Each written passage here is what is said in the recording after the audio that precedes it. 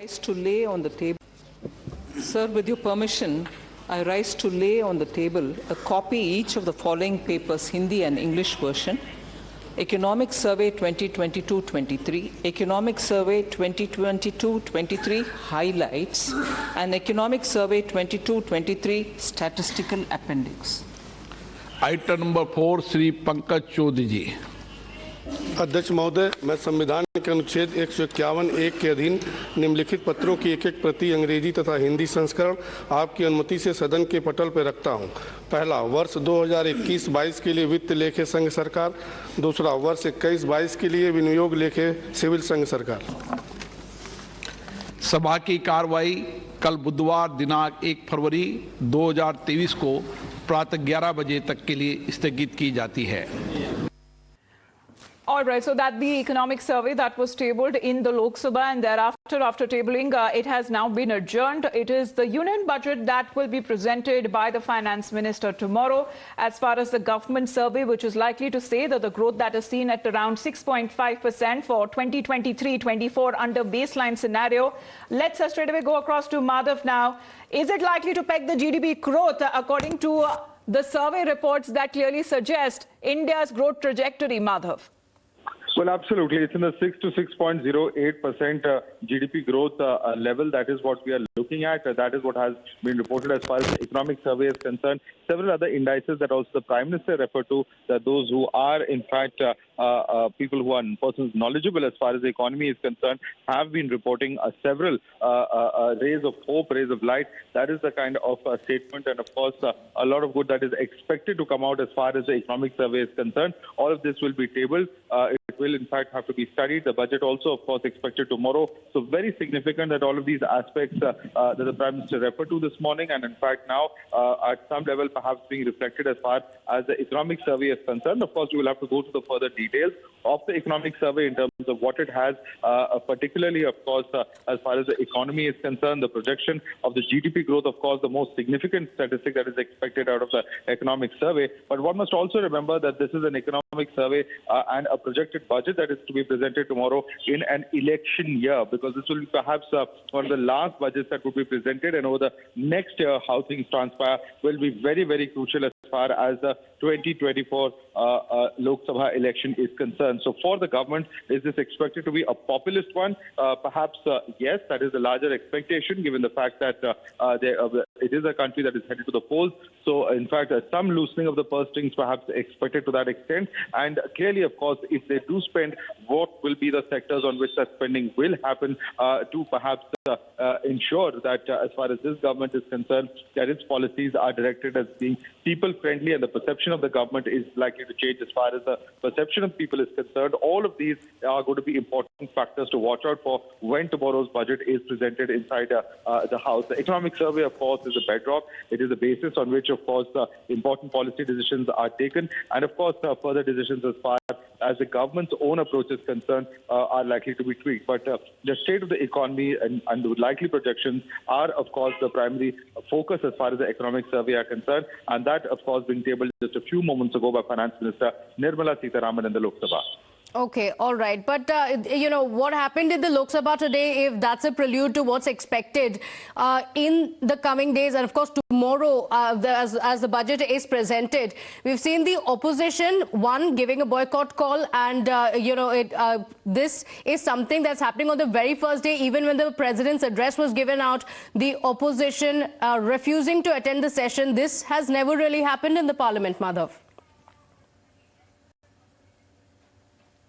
Against the policies of the government and the government's own actions rather than the president herself, and they say that this is a democratic right of theirs to protest and boycott the president's address. Yes, this is not something that normally happens, because really the president's address is seen as something that is you know, above and beyond politics. It is really a statement of purpose as far as the government's own policies are concerned, and of course a recap of what all the government has achieved. And that's something that we see not just here at the level of the national level at the Lok Sabha and the Rajya Sabha, where the joint session happens, but also, of course, in various states assemblies. There is a tradition of the joint address on the first day of the budget sessions.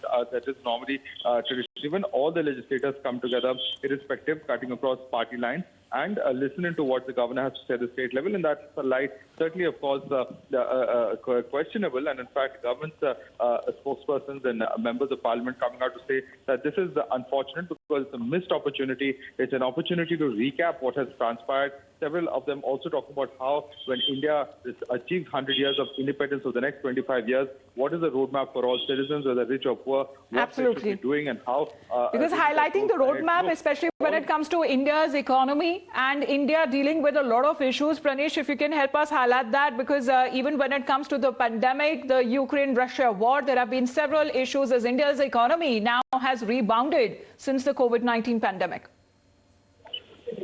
Remain strong, and which is why the government on the back of that is saying that we are looking at growth between 6 to 6.8%. Let me quickly read through some of the highlights of the economic survey, which is essentially the report card of the government just hours before the budget speech. Indian economy, like I said, is projected to grow between 6.5% in 23-24 compared to 7% this fiscal and 8.7% in 21-22. India to remain the fastest growing major economy in the world. The GDP in nominal terms will be 11% in the next fiscal. So that's another point that we must underline. The growth will be driven by private consumption, higher capex, strengthening corporate balance sheet, credit growth to small businesses, and return of migrant workers to cities now that the pandemic after effect is slowly getting over. India, third largest economy in terms of PPP, which is the purchasing power parity, fifth largest in terms of exchange rate. Economy has nearly recouped what was lost. This was also mentioned by the RBI governor in his last address, if you remember.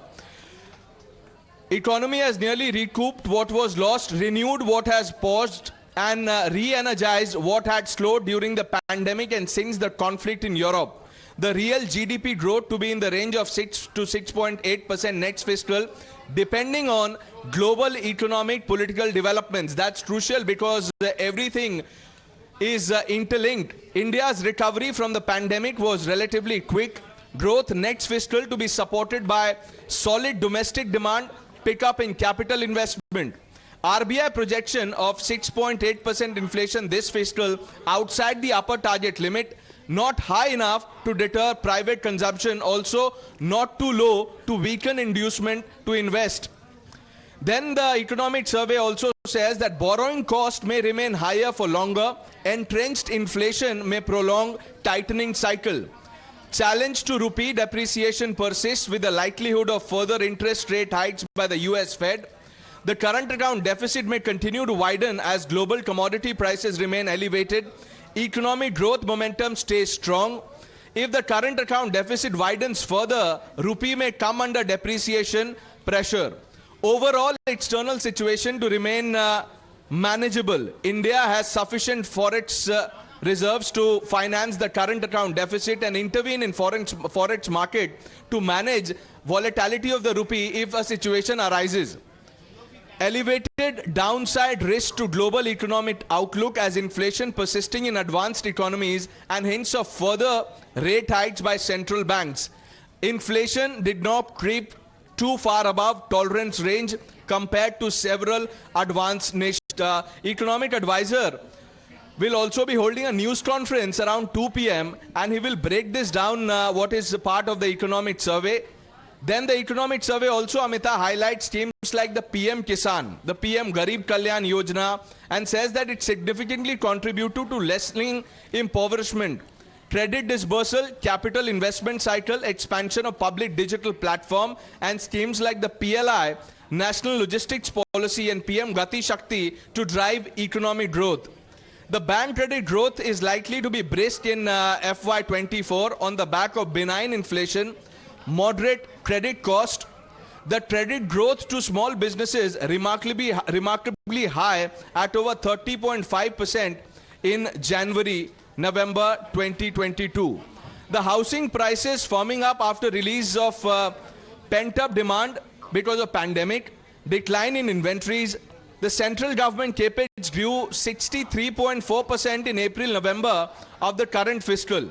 India's economic resilience has helped it withstand the challenge of mitigating external imbalances caused by the Russia-Ukraine conflict. Let's also get Mr. Sunil